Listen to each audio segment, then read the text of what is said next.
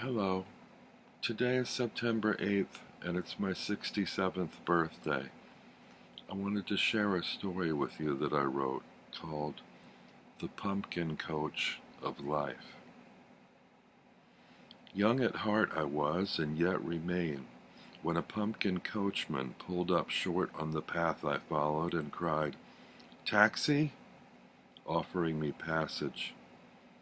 The carriage was clean, fresh, and smooth, new-looking with fanciful trim and nary a line of wear or use.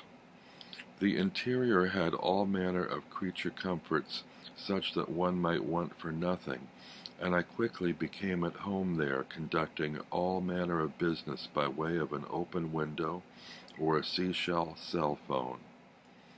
Many were the hill and dale we traversed and ventured through thicket, dark woodland path, and over shallow streams. We paused only occasionally on our journey for trade and supplies, yet I rarely felt any desire to relinquish the comfort of the plush-cushioned interior in favor of a walk to stretch my legs.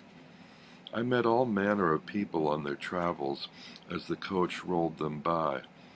Sometimes, in periods of greater traffic, we would stop at a signal alongside another coach, where I was given the chance to size up its care and condition and exchange a friendly word with its passenger. And thus many the year rolled by without my own awareness that measurable time had passed. I remained, I felt, the same traveler who stepped on board for the ride so long ago. Came a day when the world, having rolled round many a time like the wheels of the coach, arrived at the occasion of a great memorial. Many a fellow traveler had fallen by the wayside, and one in particular I had chanced to know some 30 years before, now had joined them. At last the cab pulled up at the service, where many were dressed in black and spoke in hushed tones. There was wine and cheese for the parched and weary, and the hall was festooned with a great many multicolored flower garlands of all hue and fragrance. One wall was lined with portraits of the deceased, and I noticed the detail sculpted in the face by the ravage of time over consecutive renderings. At the end of the row of remembrance, I crossed the path of several others still living, whom I had not chanced to see for an equal measure of time. How gray was their pallor, how sunken their cheeks, how receding the hairlines. How merciless, I thought, the time had been in its treatment of them. Their eyes met mine with lost, uncomprehending looks and lacking recognition. I returned to my coach, a bit sadder but wiser in the observation that it too showed a dented fender, run-down wheels, and sagging door hinges. And as I climbed aboard wearily to continue my journey, I studied my own aged reflection in the glass.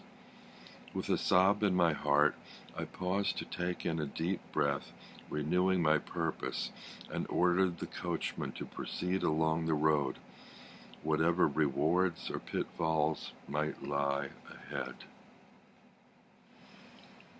If you like that, this is from my book, 11 Fairy Tales by R.L. Crutchfield. You can go to lulu.com and order a copy of this. Just when you get there, just do a search for 11 Fairy Tales, Fairy spelled Faerie, by R.L. Crutchfield. Thanks for listening, and thanks for joining me on my birthday. I'm going to press on in the coming year and see what rewards or pitfalls may lie ahead. Bye-bye.